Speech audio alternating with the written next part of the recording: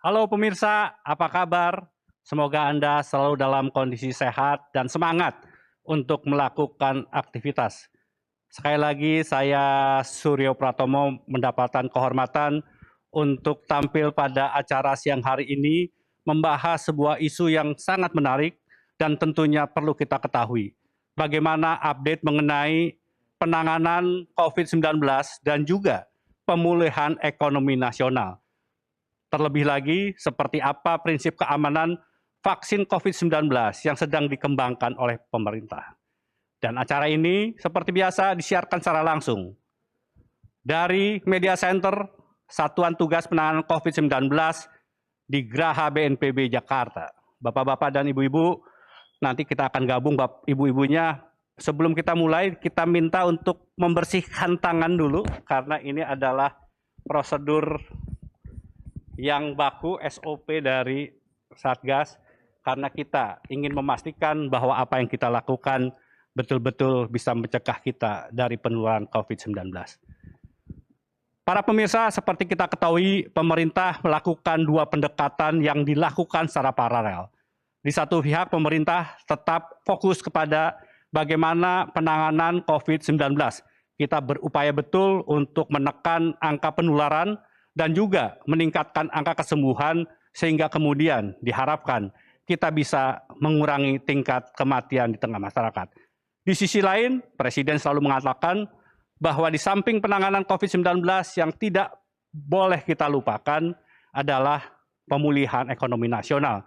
Kita harus bisa tetap bergerak, tumbuh, dan kemudian bahkan bangkit dari resesi karena kita adalah bangsa yang tangguh. Dan untuk itulah pada siang hari ini kita akan coba membahas isu-isu yang penting dan telah hadir bersama kita pada siang hari ini. Yang pertama adalah Menteri Koordinator Perekonomian Dr. Insinyur Erlangga Hartarto. Pak Erlangga, terima kasih telah hadir. Terima kasih Pak Dubes, Pak Tommy. Dan telah hadir juga bersama kita Menteri Riset dan Teknologi, Kepala Badan Riset Inovasi Nasional, Profesor Bambang Permadi Brojonegoro. Pak Bambang, terima kasih telah hadir. Sama-sama. Dan hadir bersama kita tentunya Ketua Satgas Penanganan COVID, Letnan Jenderal TNI Doni Monardo. Pak Doni, terima kasih. Terima kasih juga Pak. Nanti akan juga bergabung bersama kita adalah Kepala Badan Pengawasan Obat dan Makanan, Dr. Insinyur Penny Kusumasuti Lukito, dan Menteri Tenaga Kerja Ida Fauzia. Saya ingin mulai diskusi ini dari Pak Erlangga. Pak Erlangga, kita tahu pemerintah sudah menyiapkan anggaran hampir 695 triliun untuk penanganan COVID-19 dan pemulihan ekonomi nasional. Sejauh ini sampai Oktober ini, berapa anggaran yang sudah digunakan untuk kedua hal tersebut, Pak Erlangga? Jadi dari kegiatan tersebut totalnya 695,2 triliun, itu realisasi sampai Oktobernya sudah 348,6 triliun. Namun kita lihat bahwa sampai Desember nanti untuk sektor kesehatan, perlindungan sosial, kemudian kementerian maupun insentif usaha dan UMKM, dan serta di sektor korporasi akan terserap seluruhnya. Hampir 100% nanti akan dapat diserap. Dan program-program perlindungan sosial, misalnya program Keluarga Harapan, itu 98%. Kemudian juga terkait dengan program Bansos Tunai itu sudah 85% yang Jabodetabek. Logistik sembako totalnya 90%. Kemudian juga terkait BLT dana desa masih 53, tetapi ini akan dibayar secara tahapan karena jadwalnya itu sesuai dengan tahapan. Kartu prakerja sudah 99,35%. Jadi seluruh anggaran yang 20 triliun itu hampir seluruhnya terserap. Diskon listrik pun sudah 101%. Jadi dengan program-program yang ada, pemerintah yakin bahwa apa yang didorong oleh pemerintah memang dibutuhkan oleh masyarakat. Sehingga tujuan untuk perlindungan sosial dan juga meng-create demand, mensupport daya beli ini diaspirasi diterima secara positif di masyarakat. Pak Erlangga, jadi sampai Desember itu perlindungan sosial itu diberikan kepada masyarakat, termasuk mereka yang belum mendapatkan pekerjaan, terkena PHK, dan juga bantuan untuk listrik, ya Pak Erlangga. Jadi yang mereka yang bekerja diberi subsidi penerima upah. Nah ini targetnya 13 juta. Ini akan terserap sampai akhir tahun. Kemudian mereka yang ter-PHK itu melalui kartu prakerja. Nah, kartu prakerja ini yang mendaftar mendekati 38 juta dan yang sudah diterima 5,6. Nah, kami sedang berbicara dengan Kementerian Keuangan untuk ada penambahan daripada anggaran karena demand-nya ternyata masih sangat tinggi. Nah, ini sedang kami bahas. Nanti sore kita akan putuskan. Pak Erlangga, tadi Bapak menyampaikan bahwa program bantuan sosial kemudian kepada masyarakat itu dalam upaya tetap menjaga daya beli masyarakat. Kalau kita sekarang memasuki kuartal keempat dari tahun 2020, sudah terlihat bagaimana dampak dari belanja sosial ini untuk menggerakkan ekonomi, Pak Erlangga? Jadi kalau kita lihat consumer index sudah mulai naik, kemudian utilisasi daripada produksi juga sudah meningkat. Di mana sebelumnya mendekati di bawah 60%, sekarang rata-rata sudah ke 60%. Artinya geliat dari pasar itu sudah naik, dan ini yang akan kita jaga sampai akhir tahun, dan tentu diharapkan juga faktor satu lagi yang terkait dengan investasi pun sampai dengan September ada kenaikan year on year-nya. Jadi tadinya kita melihat bahwa investasi ini akan tertekan, tetapi ternyata investasi dengan kita kebijakan PSBB yang membuka 11 sektor, ini membuat confident daripada mereka yang akan investasi terus tetap investasi di Indonesia. Jadi kuartal kedua itu sudah rock the bottom, kemudian betul-betul naik, dan di kuartal keempat kita akan naik lagi, Pak. Jadi kalau kita lihat kuartal kedua diperkirakan itu kita bottomnya ada di sana, di atas -5, kontraksi terdalam. Dan kita memprediksi di kuartal ketiga ini yang bentar lagi akan keluar, ini range-nya antara -3 sampai -1. Kemudian di akhir Desember, itu year on year-nya diperkirakan -1,7 sampai dengan positif 0,6. Dan di tahun depan itu hampir seluruhnya sepakat pertumbuhan kita antara 4,5 sampai 5,5. Baik. Pak Bambang, ini yang menarik Pak Bambang. Upaya kita untuk tetap bisa menggerakkan ekonomi itu tidak terlepas dari bagaimana penanganan COVID. Dan sekarang di tengah masyarakat, harapan untuk munculnya vaksin untuk bisa memperkuat badan kita, dan khususnya vaksin merah putih itu penerimaannya begitu tinggi. Hasil survei terakhir mengatakan bahwa 44% masyarakat Indonesia itu percaya pada vaksin merah putih. Seperti apa pengembangannya Pak Bambang? Baik, pertama mungkin definisi ya dari vaksin merah putih itu sendiri. Vaksin merah putih pada intinya adalah vaksin COVID-19 yang menggunakan isolat virus yang memang bertransmisi di Indonesia.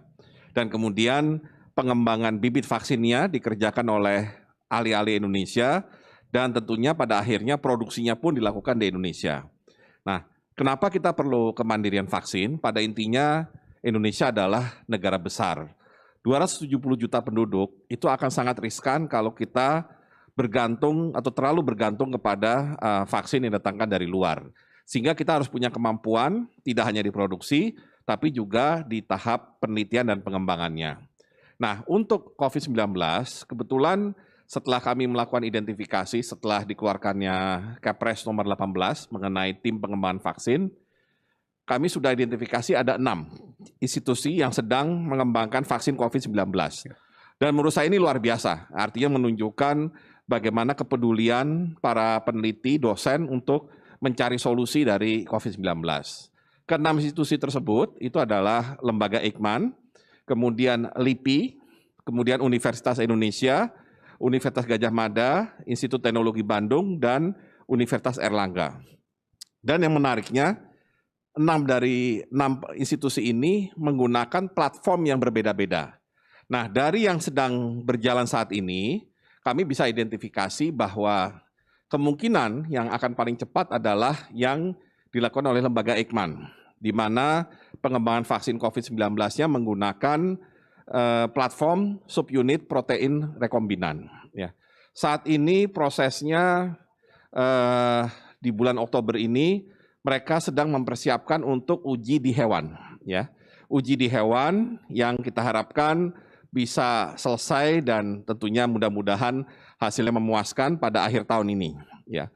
Nah, setelah akhir tahun rencananya bibit vaksin yang sudah kita anggap teruji pada hewan tersebut atau sel mamalia tersebut, ini akan diserahkan kepada Bio Farma sebagai pihak yang nantinya akan melakukan produksi skala kecil, terutama untuk keperluan uji klinis. Ya. Kita akan mengikuti semua prosedurnya, uji klinis tahap 1, 2, dan 3, dan tentunya nanti BPOM yang akan memutuskan apakah vaksin ini sudah bisa dipergunakan secara massal atau tidak. Pak Bambang, tadi Bapak menyampaikan ada 6 institusi. Ya. Mereka bekerja sendiri-sendiri atau mereka saling bekerja sama, atau akhirnya nanti akan jadi satu atau akan menjadi 6 vaksin, Pak? Ya, karena menggunakan platform yang berbeda-beda, otomatis nanti akan muncul 6 versi vaksin. Ya. Ini sebenarnya mirip dengan yang dilakukan oleh banyak pihak luar negeri. Misalnya Sinovac, dia menggunakan platform inactivated virus yang berbeda dengan AstraZeneca, beda lagi dengan Moderna yang menggunakan RNA misalkan. Nah, tetapi yang paling penting produknya sama, yaitu vaksin COVID-19. Nah, masalah platform yang berbeda, memang ini tergantung kepada teknologi yang dikuasai oleh masing-masing institusi atau peneliti, dan juga melihat kepada track record.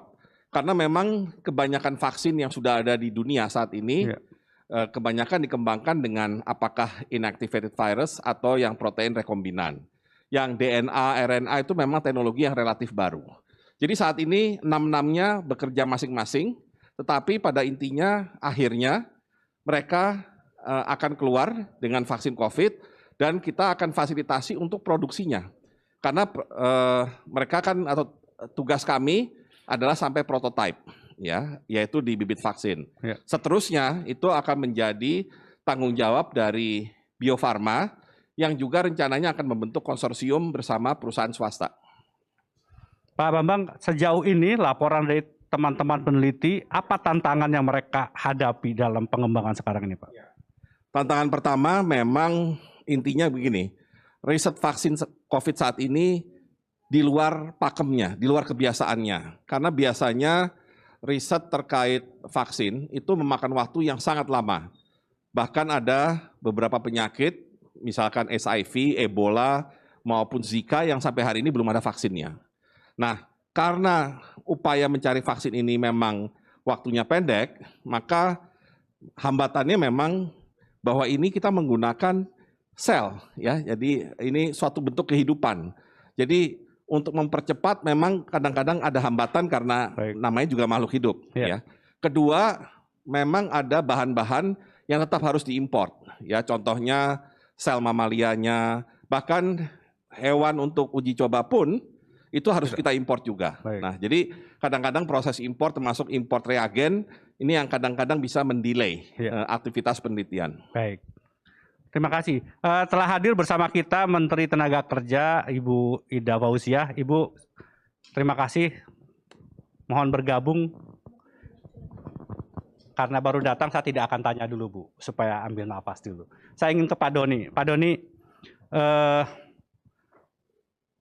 data yang terakhir menunjukkan bahwa upaya kita untuk penanganan COVID-19 itu menunjukkan hasil yang cukup menggembirakan dalam konteks untuk bagaimana tim dokternya, cara menanganinya, dan juga masyarakat melakukan perubahan perilaku. Bisa dijelaskan sejauh mana sebetulnya achievement yang telah kita capai, Pak, dalam penanganan COVID-19 sampai sekarang ini? Baik, terima kasih Pak Tommy, Bapak Menko, Bapak Ibu Menteri, dan para pemirsa sekalian. Kita harus bersyukur selama 1 bulan terakhir ini ada kemajuan yang sangat menggembirakan. Yang pertama adalah pasien yang sembuh yang terpapar COVID itu jumlahnya telah mencapai lebih dari 315.000 orang. Sebuah angka yang sangat besar sekali kalau kita bandingkan pada posisi awal di mana angka kesembuhan kita sangat kecil waktu itu. Nah, persentase angka kesembuhan kita hari ini mencapai 80,84%, Pak Tommy. Jadi sebuah angka yang yang sekali lagi sangat baik sekali. Kemudian perbedaannya dengan angka global, sebelumnya 1 bulan yang lalu kita masih berada di bawah rata-rata angka kesembuhan global. Nah, hari ini selisih kita dengan global itu mencapai 7,24%. Ya, sekali lagi ini tentunya kerja keras dari tim dokter yang ada di seluruh rumah sakit COVID dan juga rumah sakit darurat, serta beberapa fasilitas lainnya yang disiapkan oleh pemerintah baik di pusat maupun di daerah.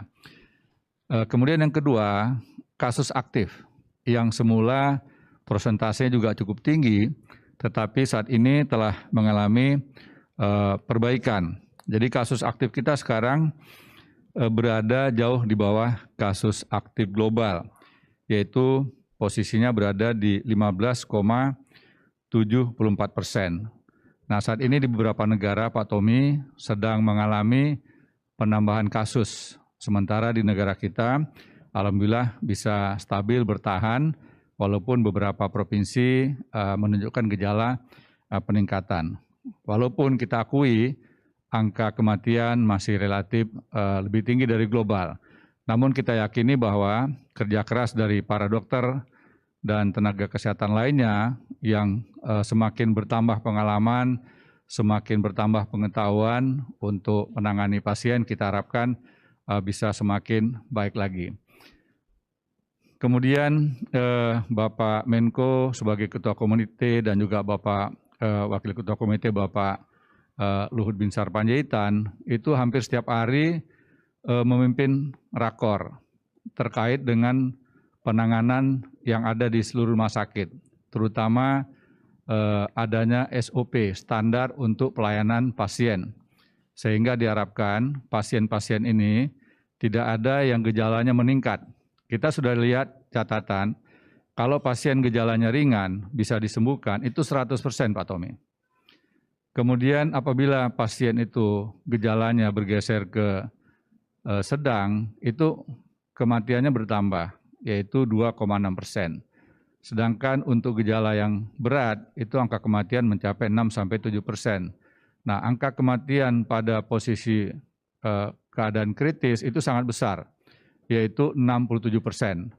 Nah, sehingga kita lihat sekarang para dokter sudah semakin berpengalaman, pasien yang ada ini jangan sampai melonjak atau meningkat gejalanya. Dan di sini juga dibutuhkan kesadaran dari kita semua, masyarakat, apabila kontak erat untuk sesegera mungkin melakukan pemeriksaan agar diketahui apakah sudah ada gejala COVID atau tidak melalui pemeriksaan swab PCR. Nah, dengan demikian harus dilakukan karantina atau isolasi mandiri yang tujuannya adalah agar tidak terjadi penyebaran kepada masyarakat lainnya. Demikian Pak Tommy. Jadi semakin dini tertangani akan semakin selamat dari kondisi yang lebih fatal gitu ya Pak? Sangat betul Pak Tommy, terutama yang harus kita jaga adalah kelompok yang sangat rentan, yaitu lansia dan mereka yang punya komorbid, seperti halnya hipertensi, kemudian diabetes, jantung, ginjal, dan beberapa penyakit paru lainnya.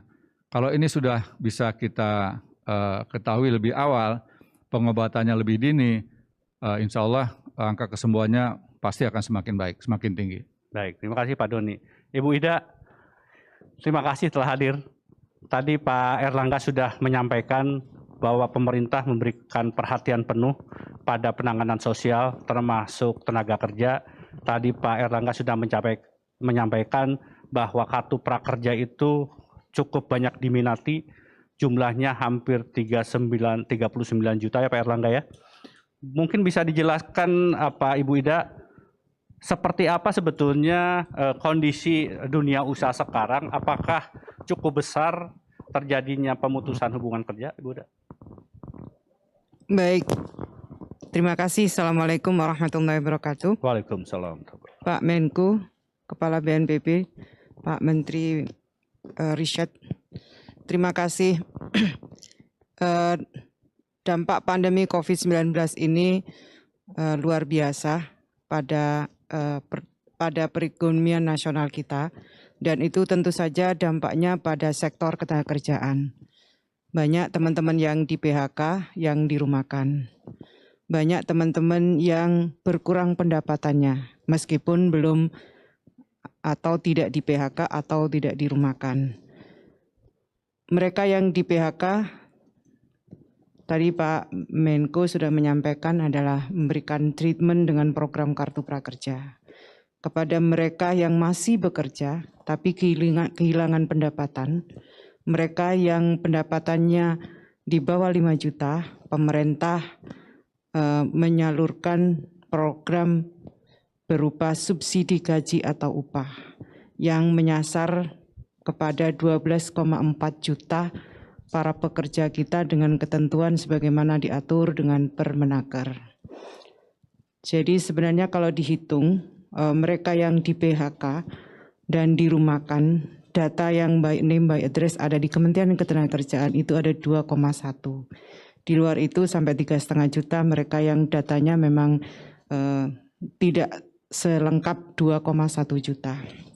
Nah, saya mau memberikan update terhadap program subsidi gaji atau upah. Penyaluran subsidi gaji atau upah, ini saya mau mengulang bahwa dalam rangka menjaga daya ekonomi para pekerja atau buruh, tadi sudah saya sampaikan pemerintah menyalurkan bantuan subsidi gaji atau upah yang ketentuannya itu diatur sebagaimana dengan Permenaker 14 tahun 2020. Realisasi penyaluran termin 1 bantuan subsidi gaji atau upah per 23 Oktober 2020 telah mencapai 12.092.927 orang pekerja. Kalau di persentase sudah mencapai 98,30% atau senilai 14,6 triliun. Kemudian penyaluran termin kedua ini akan ditargetkan akan dimulai pada minggu pertama bulan November 2020. Saya sampaikan bahwa dibagi menjadi 2 termin.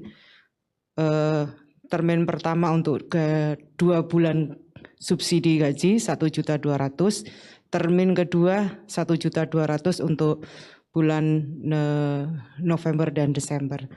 Saya bisa update data yang ada. Tahap 1 sudah 99,43%, tahap kedua 99,38%, yang tahap ketiga 99,32%, tahap keempat 95,04%, tahap kelima 97,39%. Saya menyaksikan sendiri teman-teman pekerja yang mendapatkan program subsidi gaji atau upah, mereka merasakan kehadiran negara dalam kondisi yang memang mereka mengalami pengurangan upah. Jadi atau dia gaji. disubsidi ditambah gajinya ya Bu ya? Iya, disubsidi. Jadi disubsidi. Subsidi ini menggunakan uang pemerintah bersumber dari APBN, tidak bersumber dari uangnya pekerja yang ada di BPJS Ketenagakerjaan. Artinya tidak mengurangi manfaat apapun atau sama sekali tidak menggunakan uang pekerja yang dikelola di BPJS Ketenagakerjaan. Besarnya 600.000. 600.000 setiap bulan selama 4 bulan. Termin pertama sudah kita salurkan dan akan termin kedua akan kita salurkan pada awal November 2020. Bu Ida, perhatian pemerintah adalah bagaimana menjaga perusahaan tetap bisa berjalan. Dan kemudian dengan itulah kemudian orang tetap mempunyai pekerjaan. Betul. Karena itu tahun 2021 saya mendengar kabar UMP atau upah minimumnya akan dilakukan kebijakan yang khusus. Seperti apa Ibu Ida? Saya perlu menjelaskan tentang upah minimum 2021. Depenas telah melakukan kajian secara mendalam terkait dampak COVID-19 terhadap pengupahan. Yang pertama, bahwa pandemi COVID-19 telah berdampak pada kondisi perekonomian dan kemampuan perusahaan dalam memenuhi hak pekerja atau buruh, termasuk dalam membayar upah.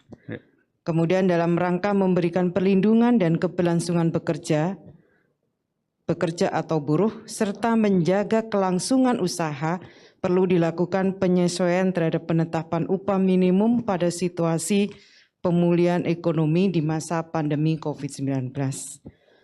Atas berbagai pandangan dan dialog melalui forum Depenas tersebut, maka kami mengeluarkan surat edaran yang isinya adalah melakukan penyesuaian terhadap penetapan nilai upah minimum tahun 2021 sama dengan nilai upah minimum tahun 2020. Penetapan upah minimum setelah tahun 2021 dikembalikan sebagaimana ketentuan peraturan perundang-undangan. Surat edaran tersebut tentu saja mempertimbangkan berbagai dasar hukum, mulai dari Undang-Undang Nomor 13 Tahun 2003, kemudian Undang-Undang Nomor 2 Tahun 2020 tentang penetapan peraturan pemerintah pengganti Undang-Undang Nomor 1 Tahun 2020 tentang kebijakan keuangan negara dan stabilitas sistem keuangan untuk penanganan pandemi COVID-19 dan atau dalam rangka menghadapi ancaman yang membahayakan perekonomian nasional dan atau stabilitas sistem keuangan menjadi undang-undang. Kemudian ada Peraturan Pemerintah Nomor 78 Tahun 2015, Peraturan Pemerintah Nomor 23 Tahun 2020, kemudian Peraturan Menteri Ketenagakerjaan Nomor 21 Tahun 2016, yang kemudian Peraturan Menteri Ketenagakerjaan Nomor 15 Tahun 2018 tentang upah minimum. Itu dasar hukumnya. Iya. Dan itu sudah dikomunikasikan dengan teman-teman asosiasi pekerja. Jadi sebenarnya ini adalah diskusi panjang dengan teman-teman yang ada di Penas. Tentu saja pendapat antar satu dengan yang lainnya kita akomodasi. Ini dalam pandangan kami adalah jalan tengah yang harus diambil oleh pemerintah dalam kondisi yang sulit dan tidak mudah, saya kira. Betul. Perlindungan pengupahan kita jaga, keberlangsungan usaha juga harus kita perhatikan. Nah, atas dasar itulah SE ini kami keluarkan. Di samping itu tentu saja harus diingat bahwa pemerintah kan tetap memperhatikan kemampuan daya beli para pekerja melalui subsidi upah yang sudah saya sampaikan tadi. Sesungguhnya bantalan sosialnya sudah kita siapkan, sudah disiapkan oleh pemerintah. Baik. Jadi pemerintah tidak begitu saja menetapkan itu karena ada beberapa langkah yang sudah dilakukan oleh pemerintah. Baik, Pak Erlangga, jadi pesan yang ingin disampaikan ingin betul-betul menjaga jangan sampai terjadi pemutusan hubungan kerja dengan memperhatikan kemampuan dunia usaha dalam situasi yang krisis, begitu Pak Erlangga? Betul Pak, jadi kita tantangan yang dihadapi tahun ini adalah satu, mencegah bertambahnya jumlah PHK. Kemudian yang kedua, kita mendorong agar sektor UMKM dan sektor usaha diberi relaksasi dari perbankannya Pak. Nah kalau kita lihat dari perbankan relatif sebagai punya safety belt di sektor keuangan. Nah safety beltnya antara lain kita melihat bahwa kecukupan modalnya masih bagus Pak, capital adequacy ratio-nya masih 23%. Kemudian kita juga melihat secara keseluruhan cadangan devisa kita juga meningkat terus dengan trade yang positif 11,3 neraca perdagangan, sehingga kita punya cadangan devisa 130 miliar. Nah ini menunjukkan bahwa safety belt kita di keuangan kuat sehingga mampu mendorong usaha untuk restrukturisasi, bahkan pemerintah menaruh modal di perbankan supaya bisa melakukan restrukturisasi pada UMKM dan sektor produktif, syaratnya tidak melakukan PHK. Jadi kalau mereka masih bisa bertahan, nah tentu untuk tidak melakukan PHK tadi disampaikan oleh Ibu Menteri Tenaga Kerja, ya upah penggajiannya disamakan dengan tahun 2020. Ya. Nah, itu sebagai basis. Nah, kemudian tentunya kita berharap bahwa ke depan sesuai dengan proyeksi berbagai negara dan juga subjek kepada imunisasi bisa dilakukan, maka tentu optimisme akan semakin tinggi dan kita berharap pemulihan ekonomi akan bisa berjalan dengan target pertumbuhan antara 4,5 sampai 5,5. Jadi kuncinya adalah kembali lagi bahwa tren positif yang harus kita jaga, tren kesehatan yang sudah membaik, tadi Pak Doni mengatakan tingkat kesembuhan kita sudah 80%. Jadi itu sudah positif juga. Nah, kemudian ya tentu kita terus jaga dengan disiplin protokol COVID. Nah, insya Allah kita dengan demikian kita bisa menjaga pencegahan terhadap penyebaran COVID, tetapi pemulihan ekonomi kita bisa dorong juga. Baik, terima kasih Pak Erlangga. Pak Bambang, ini ada pertanyaan dari Azam Zauki Adam, berita649.com dari Yogyakarta. Kita tahu memang ada beberapa pemberitaan kasus uji coba di beberapa negara itu ada yang menimbulkan kondisi yang fatal.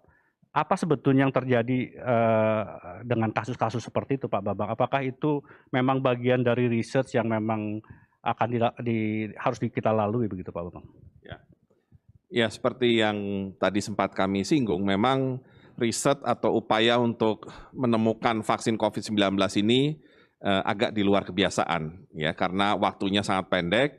Dan satu lagi memang dibandingkan dengan beberapa penyakit menular lainnya, COVID-19 ini sifatnya global, ya, global pandemi, dan otomatis karena global pandemi, maka ada kebutuhan yang lebih urgent.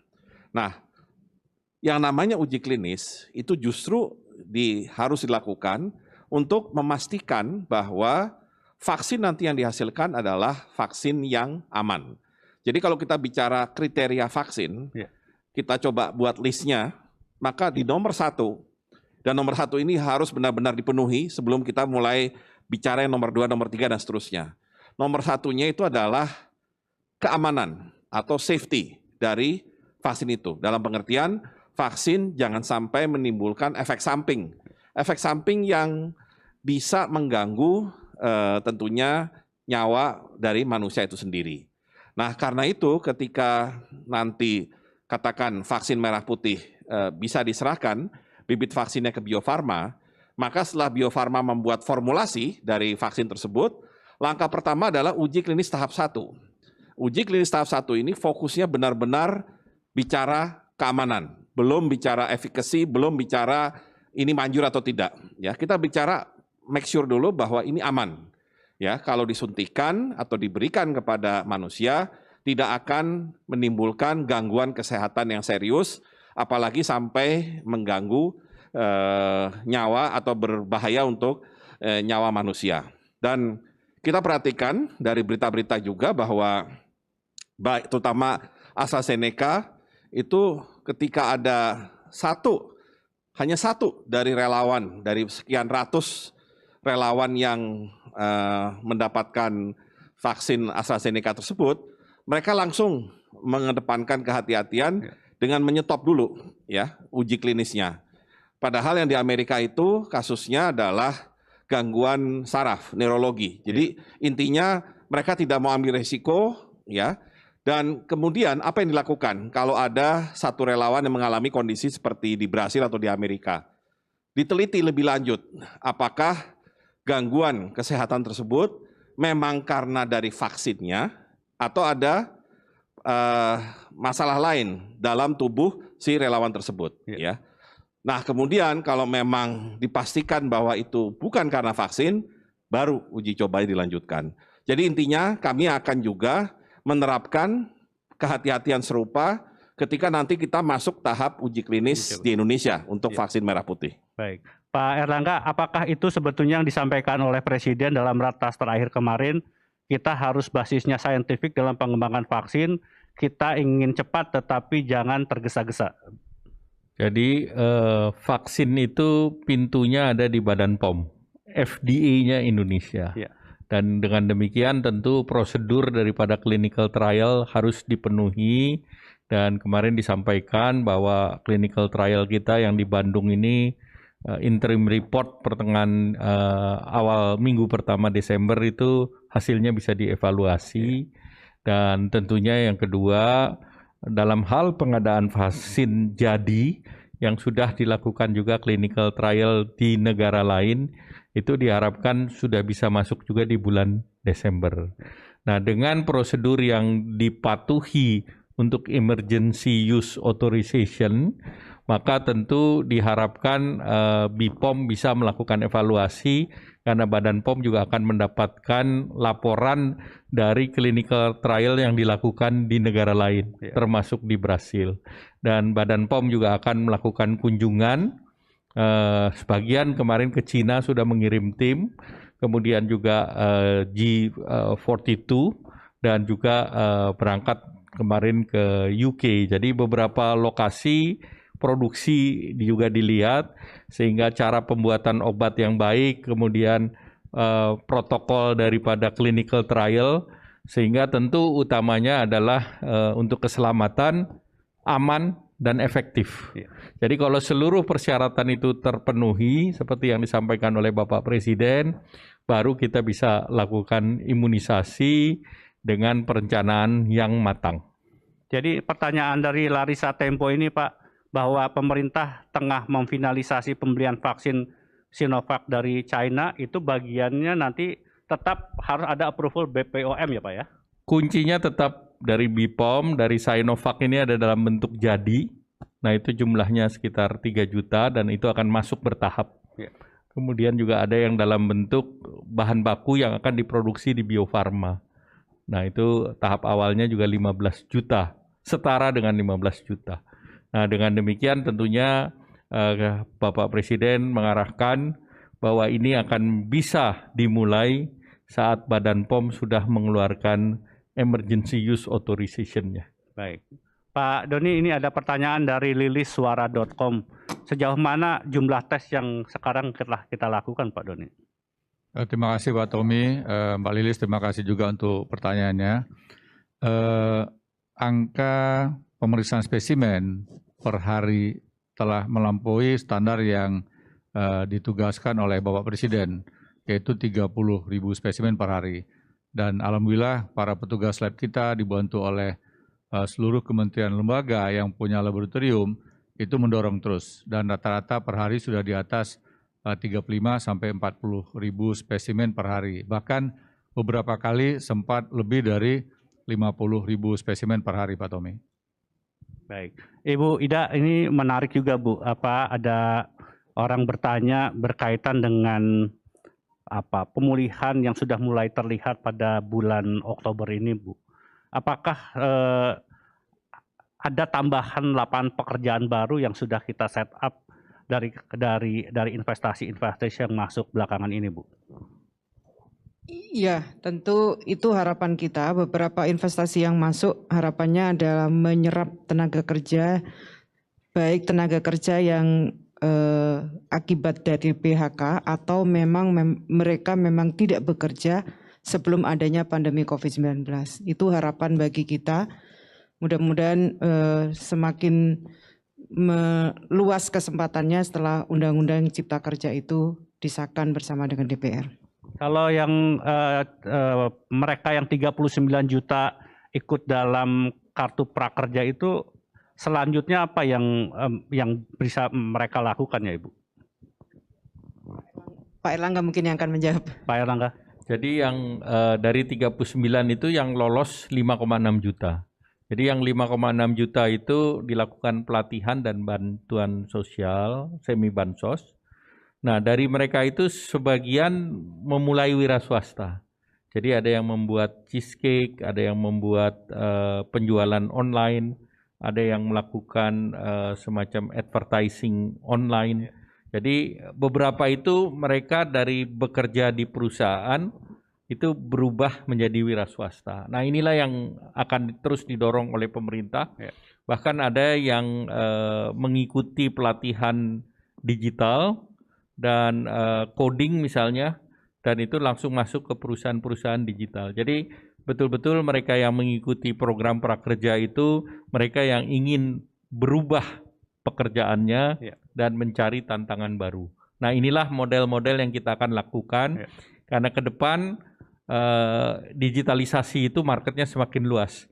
Sekarang sebesar 3,3 miliar US dollar dan ke depan diperkirakan bisa mencapai 130 billion US dollar itu di tahun 2025. Demikian Pak Tobi. Baik. Pak Erlangga, ada pertanyaan dari Dina Manafe, Koran Suara Pembaruan. Kemarin ada berita mengenai kita batal untuk membeli vaksin dari AstraZeneca. Apa sebetulnya yang terjadi, Pak? Bisa dijelaskan? Jadi pertama, berita tersebut tidak sepenuhnya benar karena kita belum diputuskan dan AstraZeneca itu menjadi salah satu kandidat yang karena penelitiannya dirisum di negara lain dan AstraZeneca adalah salah satu yang relatif harganya mendekati harga publik dan bisa meyakinkan volumenya besar. Tetapi ketersediaan AstraZeneca itu tidak dalam waktu dekat. Dia baru masuk di kuartal kedua tahun depan.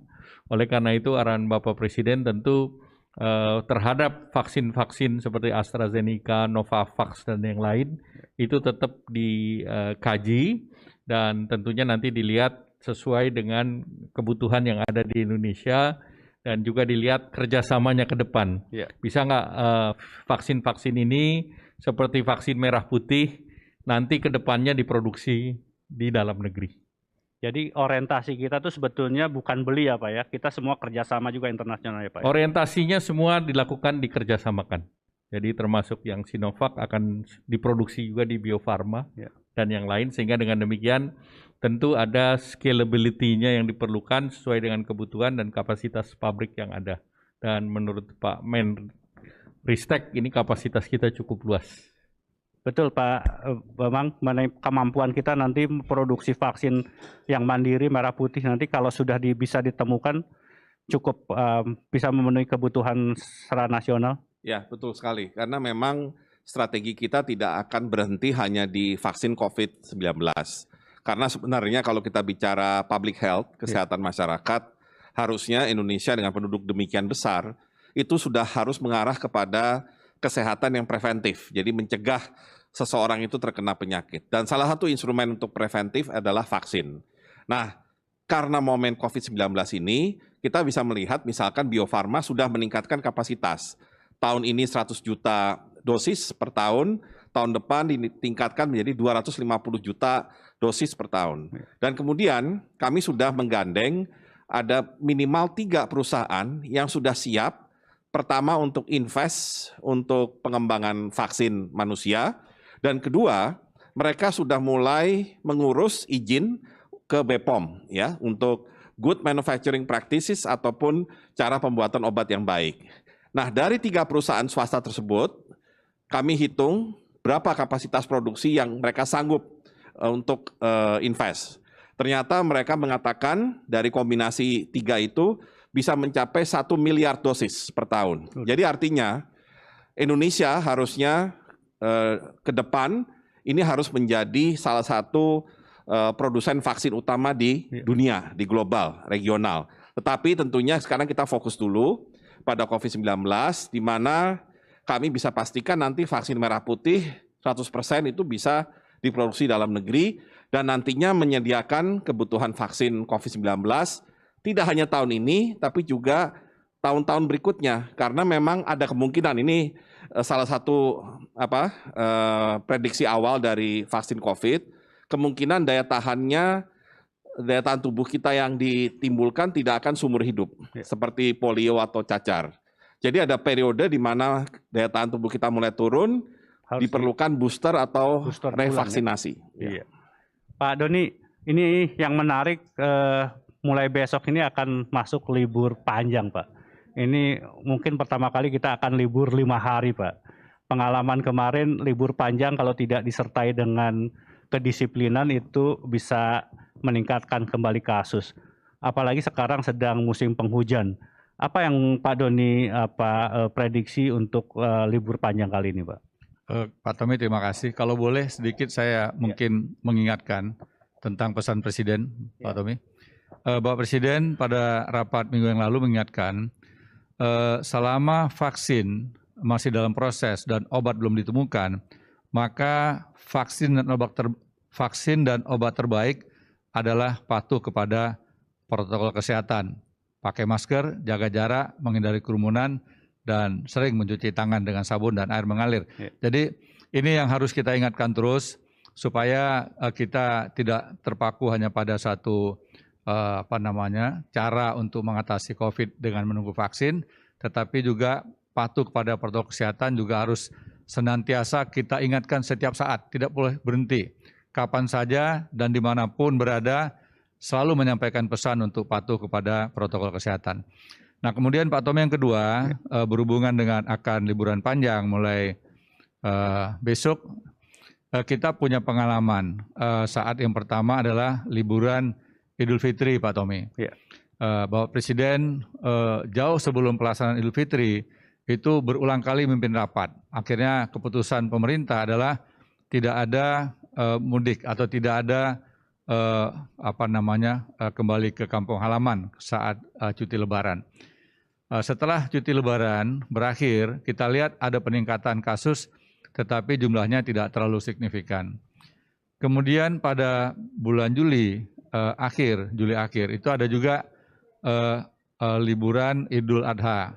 Nah, kita lihat juga pasca Idul Adha itu angka kasus positifnya juga tidak terlalu meningkat dengan tajam. Namun setelah 17 Agustus, yaitu libur panjang pada periode 23 sampai dengan 24, 25 sampai 26 Agustus, setelah itu tanggal 1 September terjadi peningkatan kasus di hampir semua kota besar di Indonesia.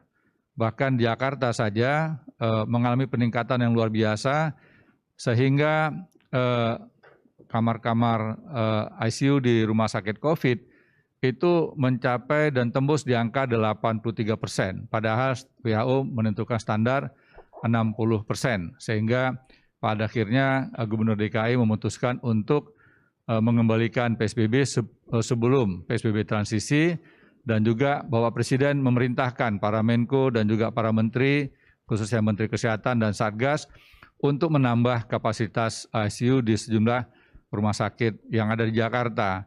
Alhamdulillah saat ini Pak Tommy, ketersediaan ruang ICU sudah semakin banyak dan hari ini terisi hanya 61%. Mudah-mudahan akan berkurang terus sehingga pasien yang dirawat di ruang ICU semakin sedikit.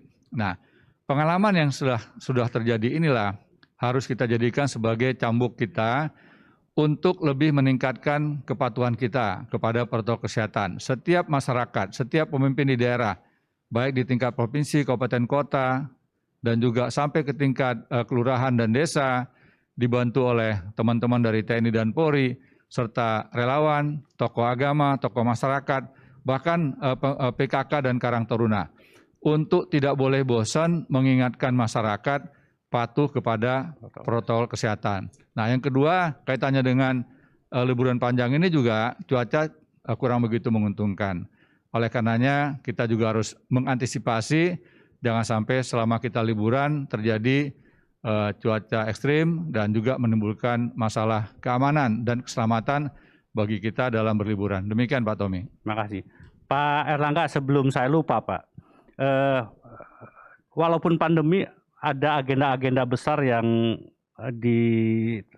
sudah ditetapkan pemerintah. Salah satunya adalah pengembangan biodiesel Pak.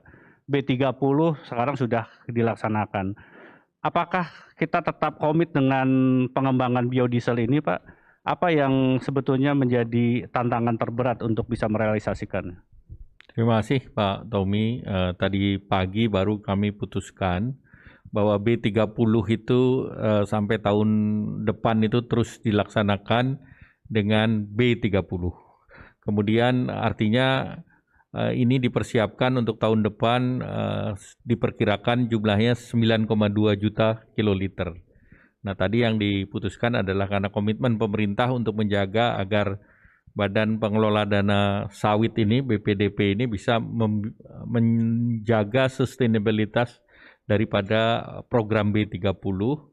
Nah ini tadi sudah diputuskan bahwa akan ada kenaikan pajak ekspor secara progresif untuk CPO itu sekitar 12,5 setiap kenaikan $25. Dan saat sekarang kebetulan harganya sekitar di 780. Nah kemudian untuk program yang hilirnya yang bentuknya liquid itu kenaikannya $10 per 25. $10 per 25 kenaikan harga. Nah sawit ini penting karena ini menjadi andalan ekspor kita. Nah ekspor kita itu diperkirakan tahun ini akan sama dengan tahun depan, dengan tahun lalu, yaitu 20 miliar US dollar minimal. Sehingga di tengah pandemi COVID, kita punya komoditas yang mempunyai daya tahan sekaligus daya ungkit. Dan sektor pertanian ini pertumbuhannya selalu positif. Sehingga ini adalah pengungkit pertama agar kita bisa memulihkan perekonomian nasional. Dan ini menjadi komoditas yang hilirisasinya sudah berjalan. Dan arahan Bapak Presiden ini kita dorong terus. Jadi selain komoditas sawit, komoditas-komoditas lain yang berbasis mineral ataupun batu bara juga didorong. Dan hilirisasi batu bara ini baru bisa dilaksanakan sesudah diundangnya Undang-Undang Cipta Kerja. Karena sebelumnya hilirisasi batu bara itu salah satu komoditas andalan yang tidak bisa mengembangkan ke hilir karena struktur kebijakan fiskalnya tidak bisa dirubah karena terganggu oleh undang-undang. Nah, dengan Cipta Kerja diharapkan dari batu bara bisa gasifikasi dan gasifikasi peluangnya sangat besar ke metanol, substitusi import di methyl ether karena kita semakin lama ketergantungan kita terhadap LPG import itu semakin tinggi. Nah, dengan demikian diharapkan ini kita bisa semakin memperkokoh neraca perdagangan. Baik. Demikian, Pak. Terima kasih Pak Erlangga. Sebelum kita menutup diskusi, saya ingin ke Ibu Ida. Ibu Ida, kita tetap harus optimis. Kita harus lewati 2020 ini, termasuk kita menatap 2021, dan yang paling penting adalah sekarang teman-teman pekerja lebih banyak demonya daripada bekerjanya.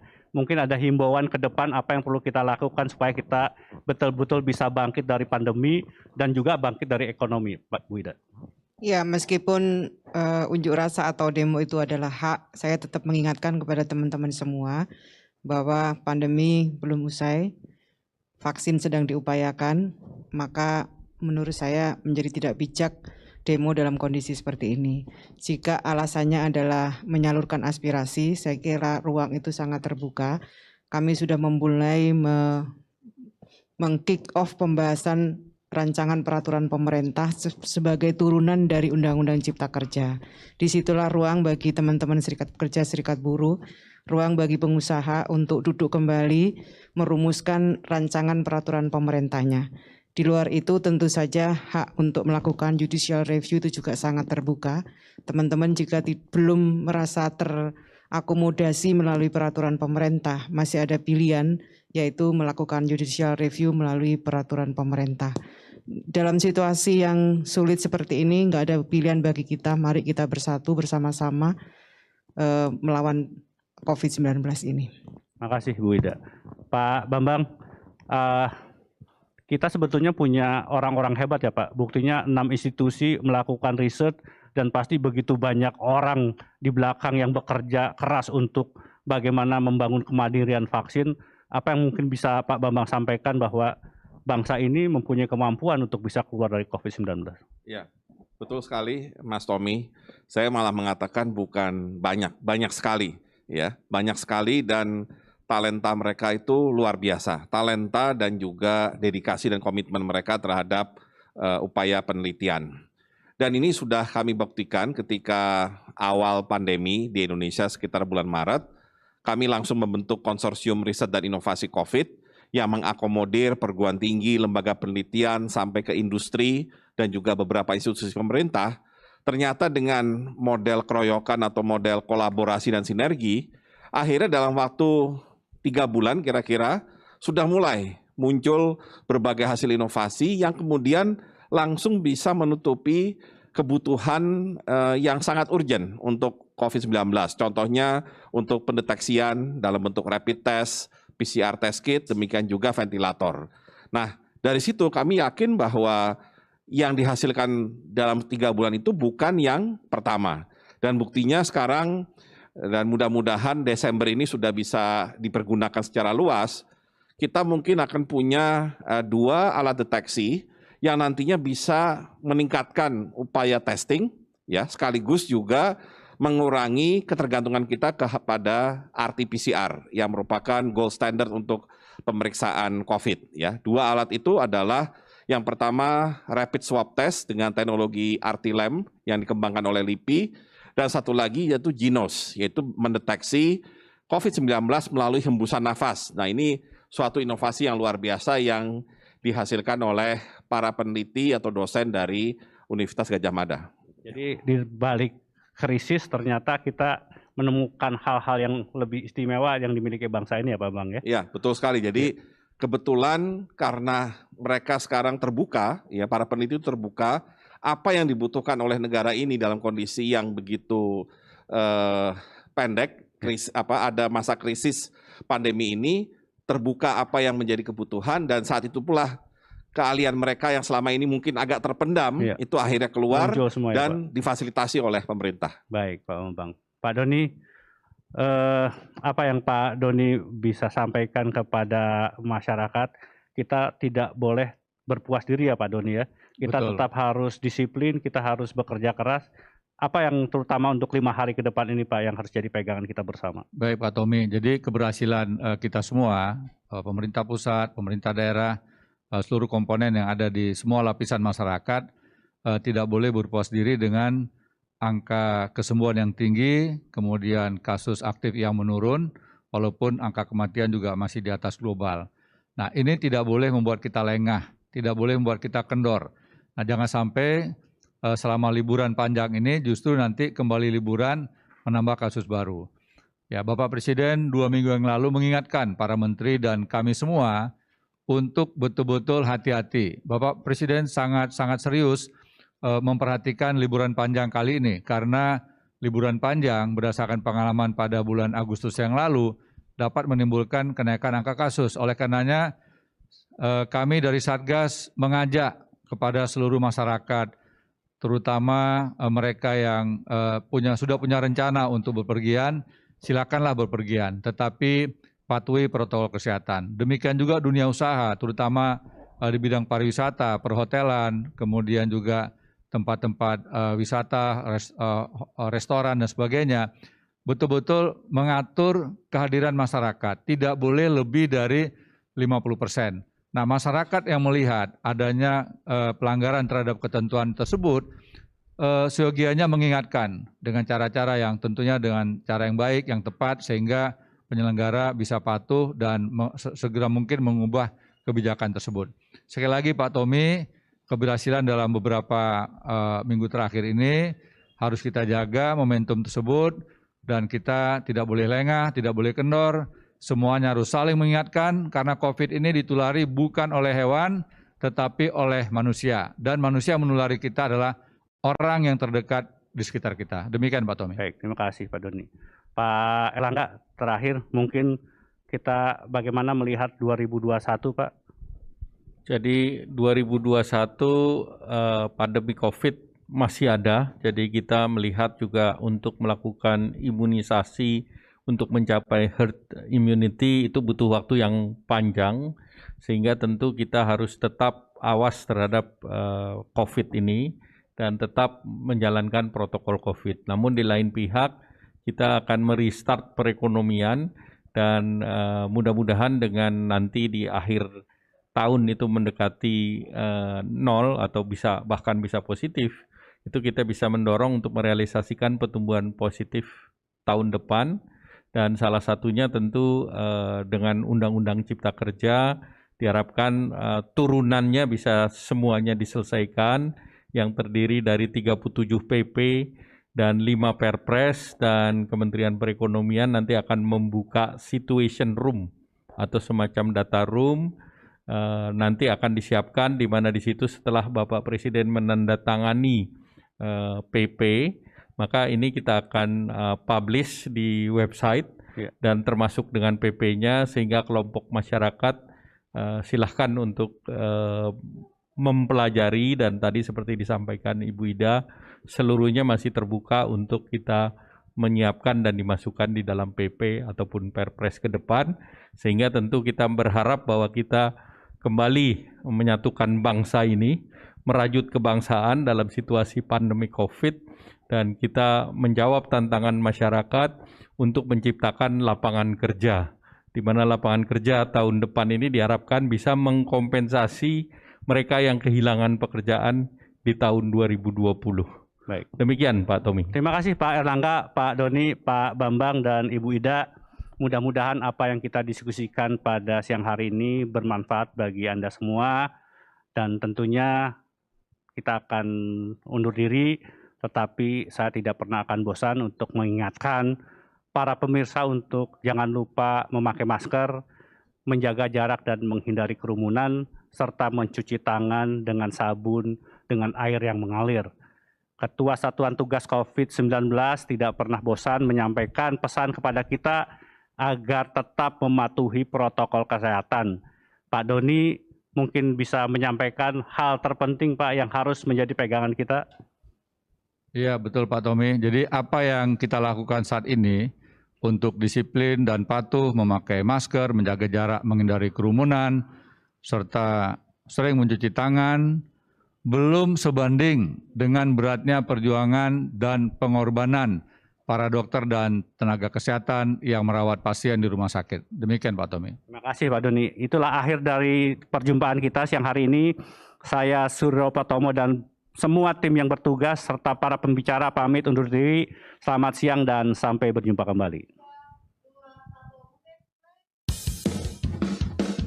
Ingat pesan ibu, pakai maskermu, cuci tangan pakai sabun, jangan sampai tertular.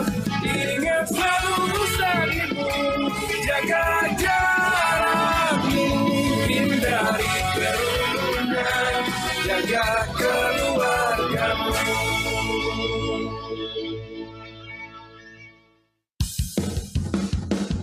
Ingat pesan ibu, pakai maskermu, cuci tangan pakai sabun, jangan sampai tertular.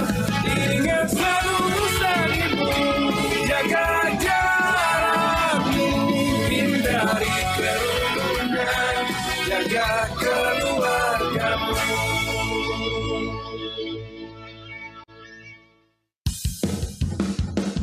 Ingat pesan ibu, pakai maskermu, cuci tangan pakai sabun, jangan sampai